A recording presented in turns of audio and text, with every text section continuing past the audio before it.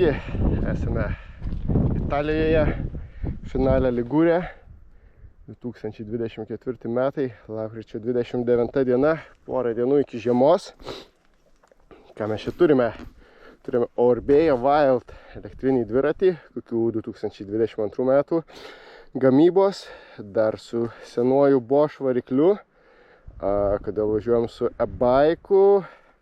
Tiesiog į šitą legendinę trasą, kuriame mes važiuosime netrukus, užkilti reikia į kalną vertikalaus kilimo 350 metrų.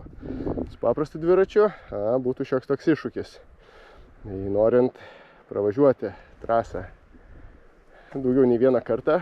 Elektra yra labai geras pagalbininkas pasiekiant šitą trailą. Trailas, ką mes čia turim? Trailas yra ikoninis, legendinis ir dar nežinau kaip pavadinti.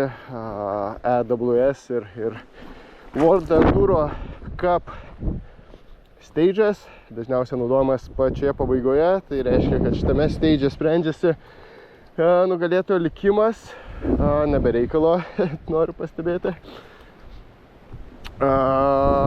Turtinga savo vaizdais ir visų kitų uolomis iššūkiais. Jo vienas sudėtingiausių ruožų, ką mes turime finalėje, nežinau. Ruožas prasideda šiek tiek aukščiau ten. Nėra jis pačiame viršuje labai greitas.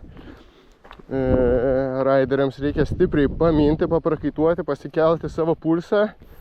Ir jau kada esi ten palei redliną savo pulso, tada prasideda visos linksmybės. Kokios linksmybės? Kviečiu ir pasižiūrėti. Gerai, nieko nelaukia. Jungiam turbo. 50% baterijos. Mums jos čia tikrai nebereiks. Nebent startuojant pradžioje. Gerai, 3, 2, 1 startas. Finale Ligūrė. Vyrų trasa.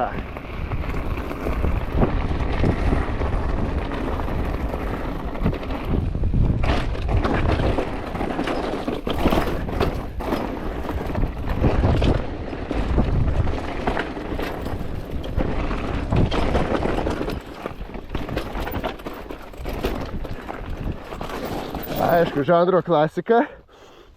Kaipgi be grandinės nukritimo dar nebuvo kaip čia atvejo, kada man čia nenukristų grandinė. Jinai nukrenta tikriausiai, nes yra žvaigždė labai maža. Prasukam, važiuojam toliau.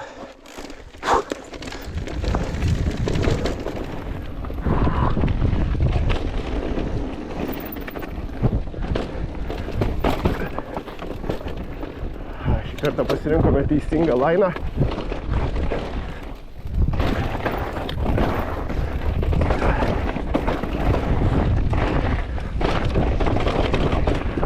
Važiuoju be akinių, nes labai saulė, kada šviečia į akinius, labai nesimato vaizdas. Truputėlį gaunu dabar smulkių akmenėlių į akis.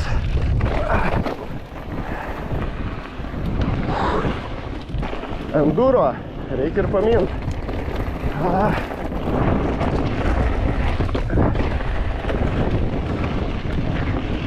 Važiuojant rezultatai čia yra tikrai iššūkių netrūksta.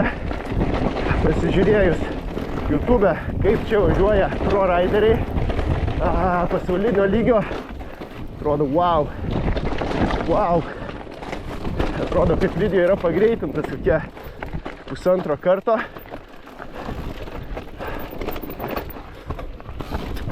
Galbūt čia nesimato, žiauriai statu, žiauriai techniškos vietas. Palaidi akmenys, kurie tikrai neprideda sukibimo.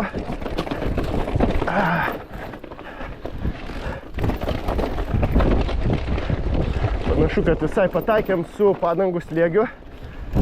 Padangos yra kietas, bet sukibimo yra kibimo yra pakankamai daug. Važiuojame su Victoria Maza padangėlėmis, enduro race pavadinimu. Esu visai patenkintas. Taip kaip dėvisi, taip kaip sukimba. Labai lengva čia pagauti pedalą. XT stabdžiai.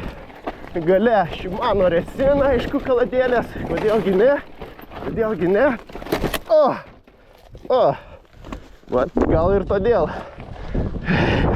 kad geriau būtų kitos kaladėlės. Nieks nelūžo. Važiuojam toliau.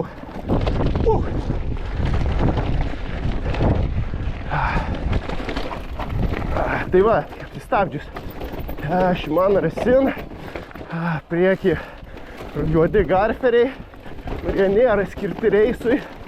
Tokios universalios, kaip supratau, kaladėlės. Kažkas vėl barška. Tikriausiai grandinė. Ne, tai klasika. Klasika. Jo, važiuojant tokiais trailais atitinkamai turi būti paruoštas dviratis.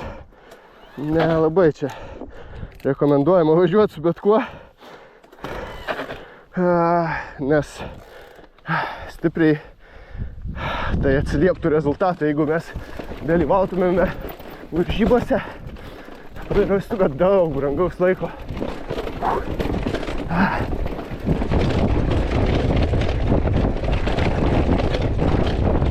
Kas dar apie dviratį? Karboninis vairas. Nežinau, niekada nesu važiavęs su dviračiu, kuris turi karboninį vairą. Gal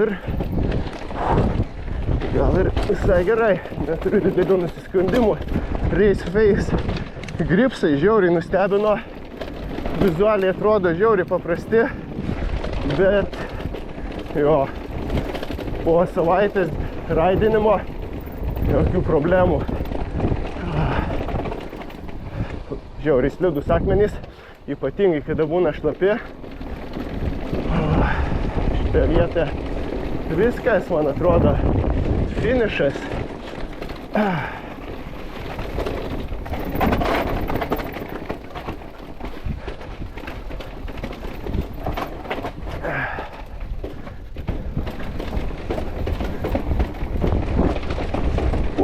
Čiavo. Vairas truputėlį pasikreipė po krešo. Nežinau, tiek. Dar yra vienas toksai, čia važiavam kaip ir juodų trailų. Yra raudonas. Dar galvoju, baterijos yra, reikia pabandyti pasikelti, pravažiuoti raudonuoju trailu, kurio nesu važiavęs. Jo, nuo viršaus atsiveria važiuojant fantastiniai vaizdai. Bet tuos vaizdus pasižiūrėsim video, kurį filmavau, nes važiuojant, jo, ten tikrai nelaikas žiūrėti į horizontą, žiūrėk, kas yra po tavo ratais. Tiek.